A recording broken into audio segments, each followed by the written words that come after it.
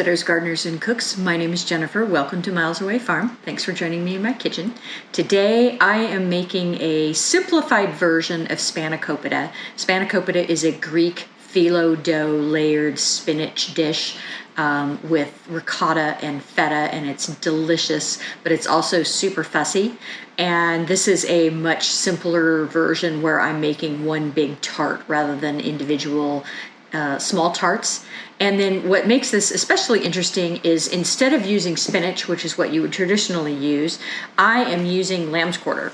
And this is lamb's quarter. And you have probably pulled this out of your garden as a weed by the giant handful forever and never really known that it was edible. Or you've read that it was edible, but you thought, I'm a little hesitant on that. It's a weed. I don't think I want to eat it. I knew that it was edible for a long time, and then I was actually at a environmental education conference, and one of the guest people that they had there was somebody who specialized in edible and medicinal stuff and foraging, and she actually cooked some of it up and offered it to us. And it took everything I had to try it because I'm always hesitant on those kind of things. And it turned out it was really good, and it tasted just exactly like spinach. Spinach and lamb's quarter are basically cousins. They're both in the Chinopodi family, and they're very similar. The flavor on this is very mild, and my spinach crop this year was an utter failure. I didn't get it sprayed soon enough, and it got full of leaf miners. And by the time I noticed that it was really a problem, it was too far gone. And I have a very short window for spinach here because it's either too cold and it doesn't germinate, doesn't come up. And then when it does come up, it grows, and then it gets hot really quickly here. And so we go from winter to spring to summer, very short time period. And a lot of times, if you don't get that window for spinach just exactly right, it just bolts before it's, more than a couple of inches across. And so I actually hit the timing very good this year, and then unfortunately wasn't paying close enough attention to get it sprayed with something to deal with the leaf miners. And so it was a total loss. And so I got a small handful of spinach out of it, but I should have gotten several nice pounds and didn't. And, I often think to myself, why do I even bother growing spinach when I have lamb's quarter coming up all over the farm and certainly all over the garden, and I can just eat this, and it's free, it's easy, I don't have to do anything to grow it. And so today I'm going to show you what that looks like. Also going into this recipe, we're going to use phyllo dough. This is store-bought. It's in the frozen food section, usually where the bread and pie crusts are. You can make this from scratch, but oh my God, I don't know why anybody would. I like to do things from scratch. This is where I draw the line. So buy some ready-made phyllo dough. We're going to put some ricotta in here along with some feta, and then I have fresh dill from my garden as well. I'm only going to use a couple tablespoons of this. The rest of it is going to get dried for later use. A couple of farm fresh eggs. So let's get started. This is a delicious summer recipe. So I'm giving everything a good bath. Lamb's quarters has a bit of a fuzz to it, and so you will notice a little fuzz when you give this a wash. And then I'm just blanching this in some boiling water, just like you would spinach.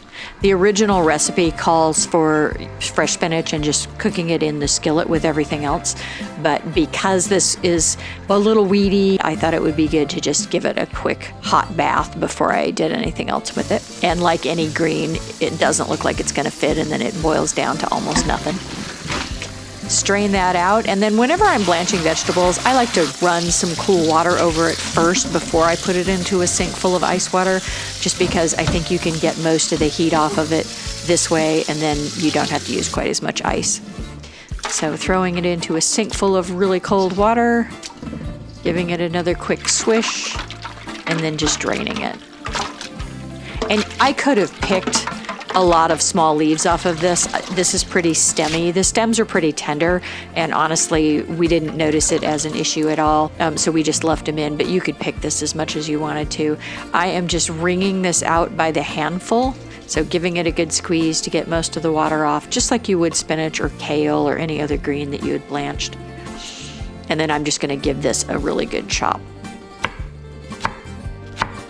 And I chopped it pretty fine, again, because there were some stems in there. Those stems are tender, they're totally edible, but I didn't want big stringy pieces, and so I chopped it pretty good.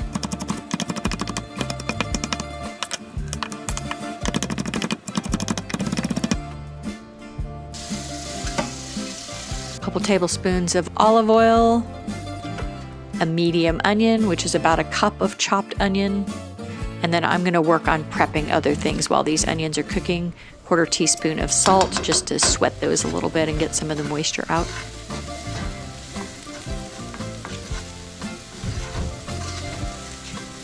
And then here's our fresh dill, and I'm just picking off a handful of fronds. I need a total of about 2 tablespoons of fresh dill. And I'm actually, truth be told, I'm not a huge dill eater, so I don't eat a ton of dill, but it really is lovely in this recipe.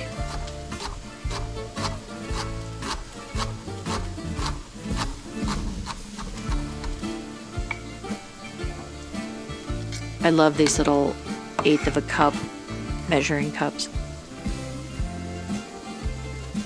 3 eggs. Original recipe calls for 2 whole eggs and 2 egg whites. Way too fiddly for me, so I just use 3 whole eggs. And then about a cup of ricotta and about 1/3 of a cup of feta cheese. And I like feta cheese much better if it's in a block rather than already crumbled. So I'm just crumbling this myself, and if I can find feta in brine, that is my absolute preference. I think the flavor is much better if it's brined. Our dill, of course, black pepper, a little bit of nutmeg, some salt, and then because I didn't want to get a separate pan dirty, I just threw all this together, so it's going to take a little work to get those eggs beat in there. Stir, stir, stir.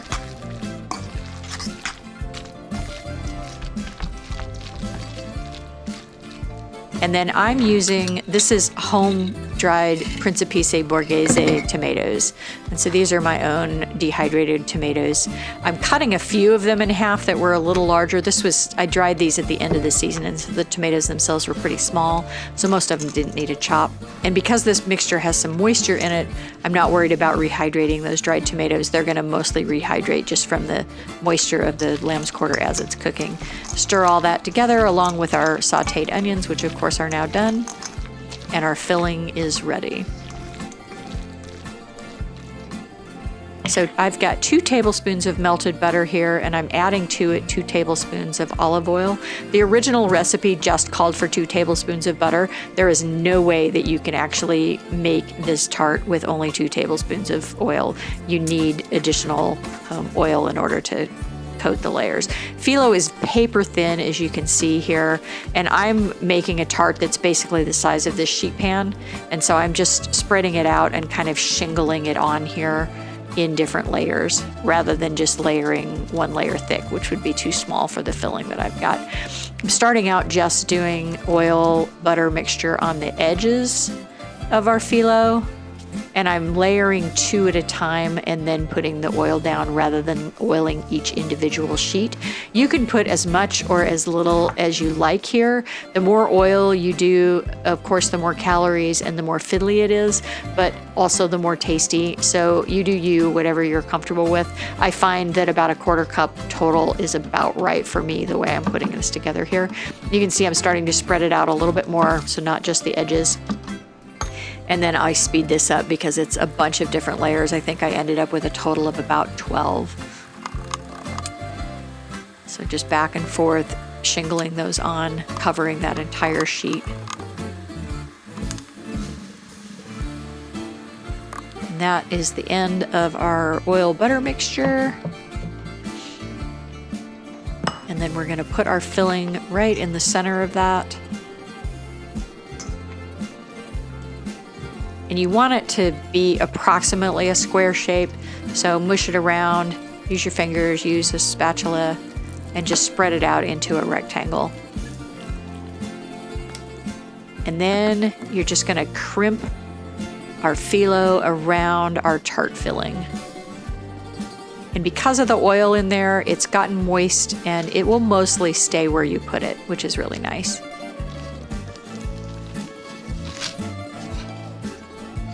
And don't be overly fiddly with this. You can mess with this for days if you want to, but it's gonna be just fine.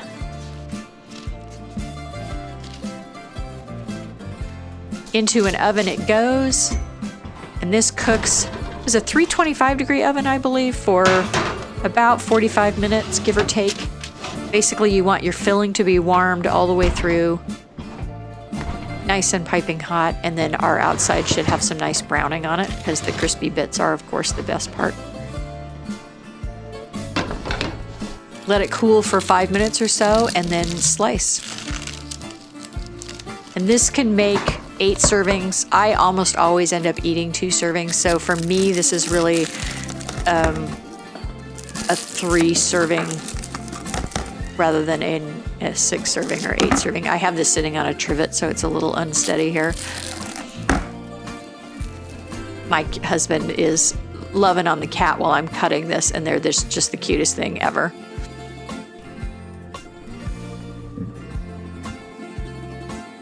Slide that out and you're ready to go. That's all there is to it. This is really a delicious recipe. I've been making this for years, a couple of times a year, and I've done it with kale, I've done it with chard, I've done it with spinach, I've done it with all kinds of mixed greens together. I've done it with frozen greens out of my freezer. So give it a try. And if you use lamb's quarters, it's a great way to forage your own yard. Thanks for watching, Tribe. If you like this kind of content, like, subscribe, leave me a comment or a question, and share. I have new content coming out every week.